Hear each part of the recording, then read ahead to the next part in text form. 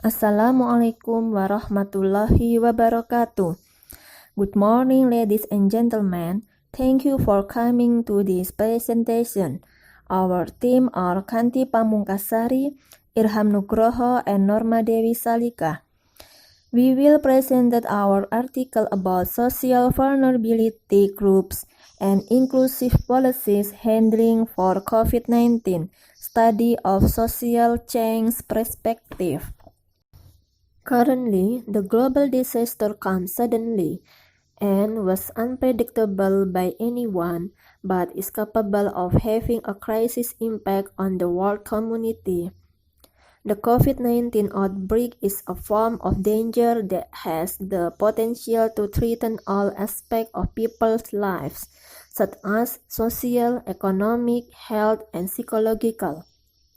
This outbreak has spread to 188 countries with a total of 52.4 million confirmed positive, 36.7 million declared cured, and 1.26 million people died.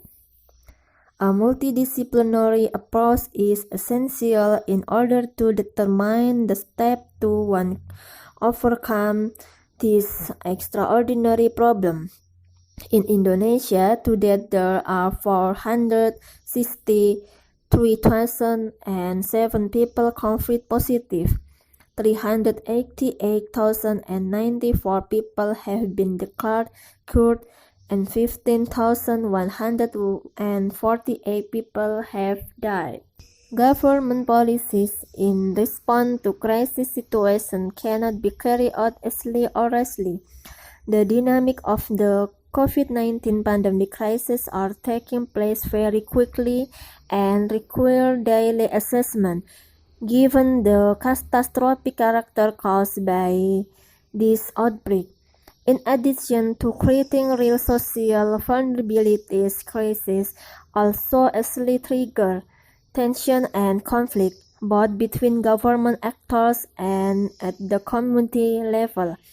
For this reason, the government must be able to make policies that can reduce potential conflict due to crisis situations.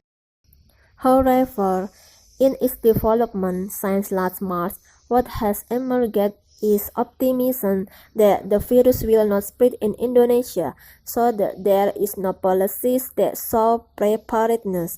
After the announcement that occurred, it was precisely stuttering in dealing with COVID-19. This article is divided into three parts. First, analyzing the characteristics of the COVID-19 pandemic disaster, making groups vulnerable to multiple groups and even potentially creating new vulnerable groups.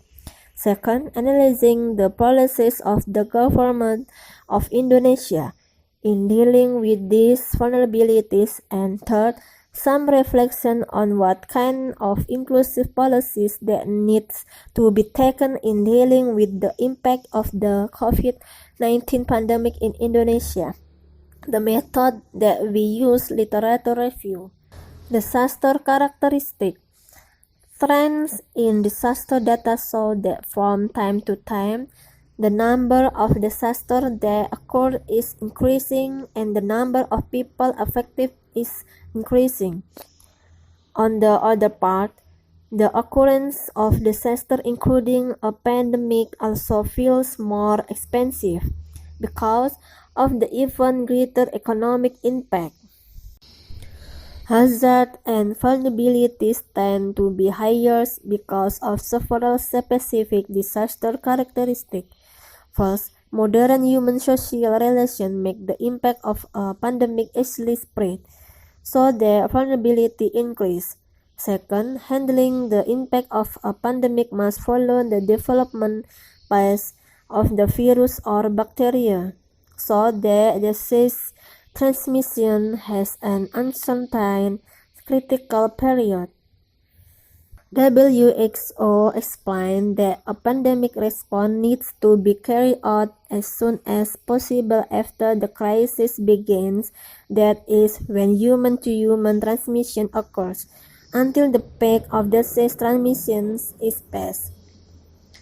The problem is, besides the peak of disease outbreak, transmissions can occur at different times in each country.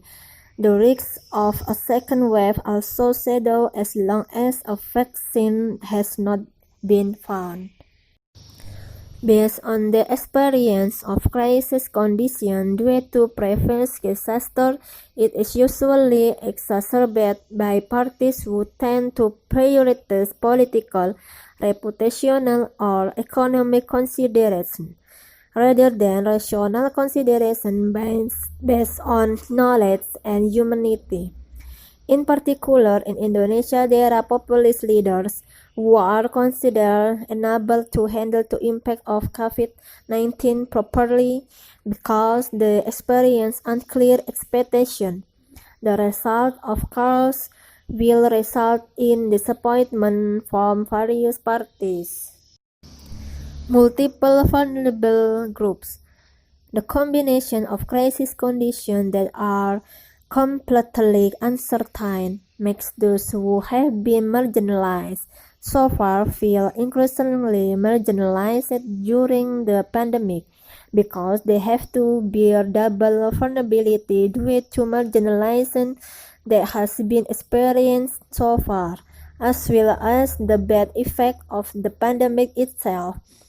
These are the groups of people who usually bear a disproportionate risk in a health emergency.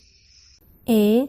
The elderly in Indonesia are a group experiencing marginalization and therefore have a fairly high vulnerability even before the pandemic occurs.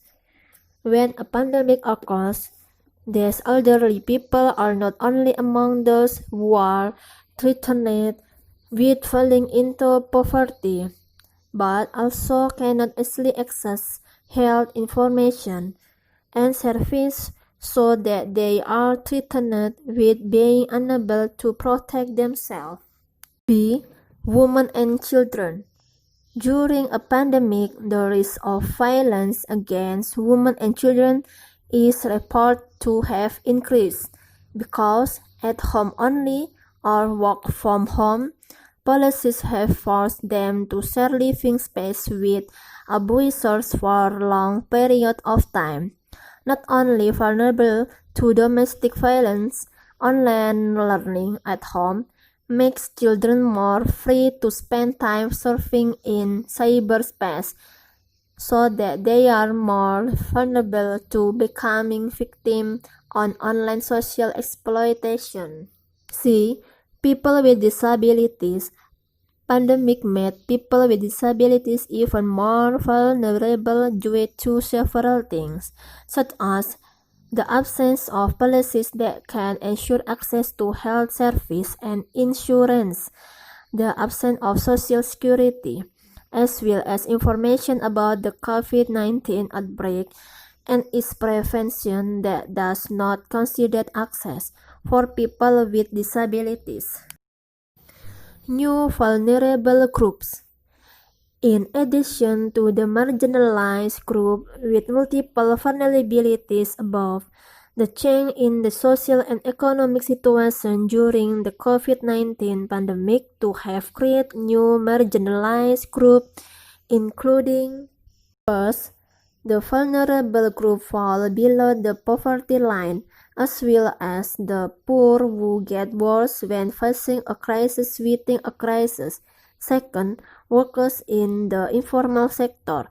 The informal sector covers a wide range of activities, from the production of underground goods and services, street vendors, to small businesses that are formally supported in a variety of industries, including construction, clothing, toys to shoes. Third, those who don't have access to the internet and technology.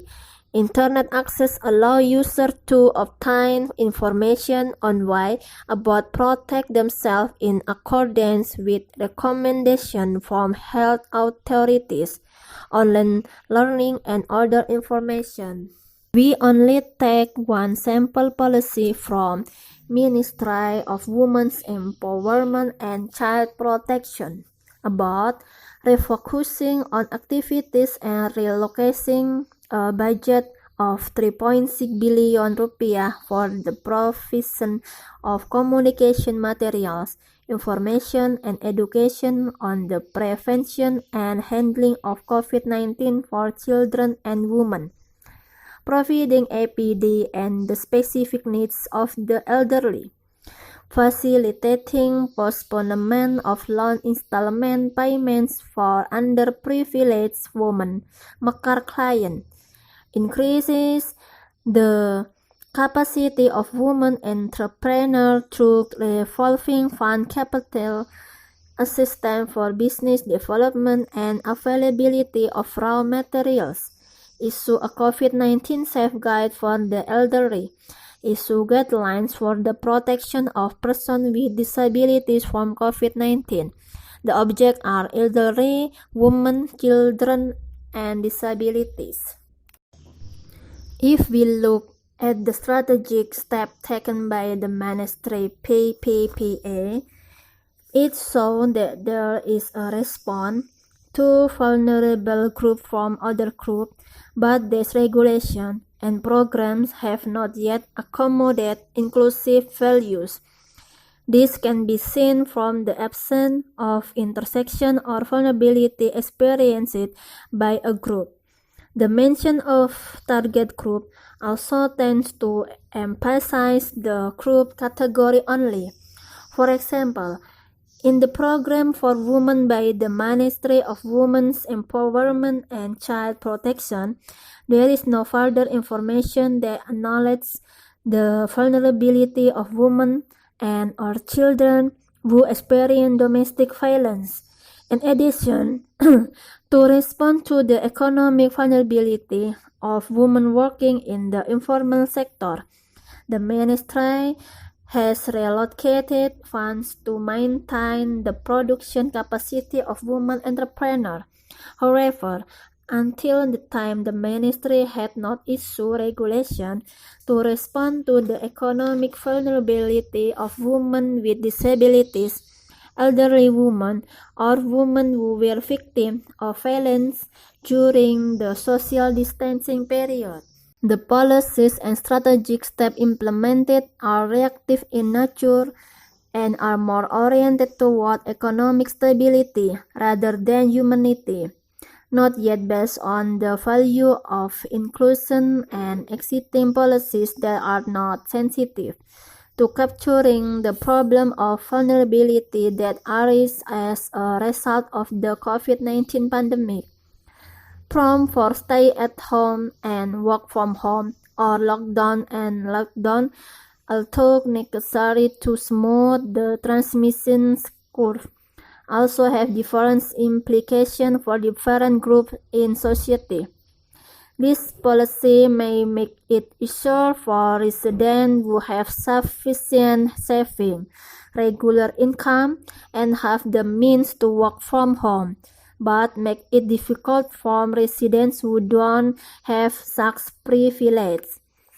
These are the ones who have become even more marginalized during the outbreak, not only because they are included from material source, but also from the opportunities, choices, and life opportunities that enable them to live in decent and dignity. Thank you for your attention. Assalamualaikum warahmatullahi wabarakatuh.